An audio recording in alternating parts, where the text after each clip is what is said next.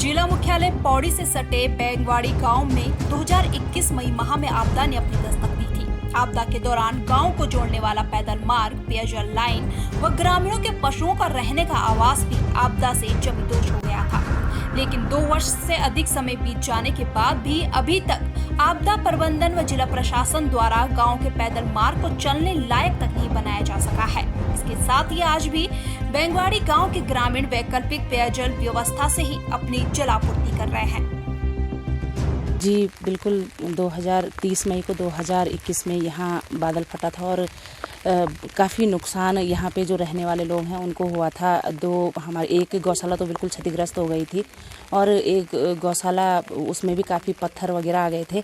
लेकिन 2 साल बीत जाने के बाद भी अभी तक यहाँ पे कोई कार्रवाई नहीं हुई है, या जो हमारा पुराना रास्ता था वो रास्ता भी क्षतिग्रस्त है। यहाँ पे हमारे कुछ लोग ऐसे हैं कि एक लड़का भी है हमारा जो विकलांग है और बेरोजगारी के कारण वो अपनी दुकान वहाँ पे चलाता है, तो उसको भी आने जाने में, छोटे छोटे बच्चे हैं, स्कूल का रास्ता है वो हमारा पुराना, जैसे हम लोग गढ़वाल में बोलते हैं कि आम रास्ता, बहुत पुराना रास्ता हम लोगों का था वो।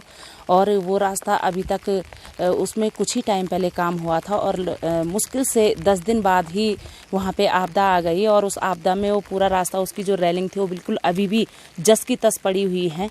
बड़े खेद का विषय है कि इस तरह से उस समय हमारे मुख्यमंत्री जी तीरथ सिंह रावत जी थे, उन्होंने भी इस मामले का संज्ञान लिया था।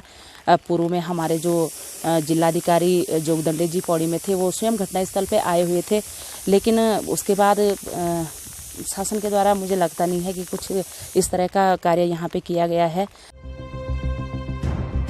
वहीं मुख्य मार्ग में सब्जी की दुकान लगाकर अपना और अपने परिवार का पालन पोषण करने वाला दिव्यांग संजय भी बरसात के मौसम में डहरा सहमा सा है।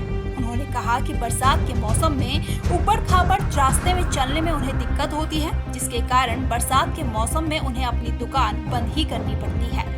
संजय ने बताया कि इसके साथ ही बढ़े हुए जलस्तर के कारण वे अपने बच्चों को भी स्कूल नहीं भेज पाते हैं। उन्होंने जिला प्रशासन से मांग की है कि जिला प्रशासन पैदल मार्ग को ठीक करवाए। इसके साथ ही 2021 आपदा में आए भारी भरकम बोल्डर को भी हटाया जाए, जिससे सभी को आने जाने में आसानी हो सकेगी।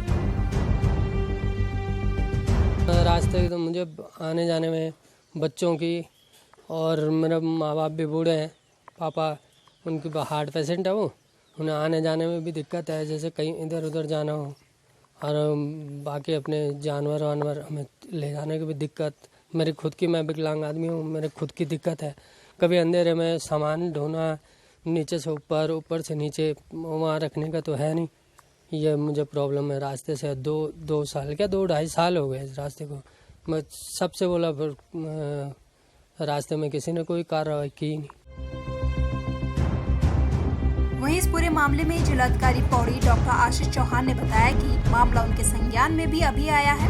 उन्होंने कहा कि उनके द्वारा तत्काल मामले को दिखाने के बाद संबंधित गांव के रास्ते का पुनर्निर्माण, क्षतिग्रस्त पेयजल लाइन को ठीक करवाने व अन्य सुविधाओं को पूर्व की भांति स्थापित करने के लिए जल्द धन आवंटित कर दिया जाएगा।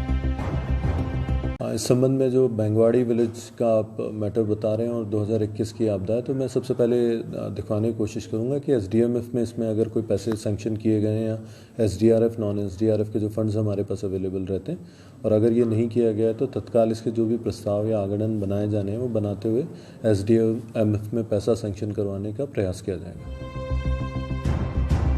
हालांकि जिला प्रशासन द्वारा तमाम दावे मानसून सीजन से पूर्व आपदा से निपटने के लिए किए जाते हैं, लेकिन 2 साल बीत जाने के बाद भी आपदाग्रस्त इलाकों में रास्ते जैसी मूलभूत सुविधाएं उपलब्ध न करवा पाना आपदा प्रबंधन व जिला प्रशासन के दावों की पोल खोलता हुआ दिखाई देता है।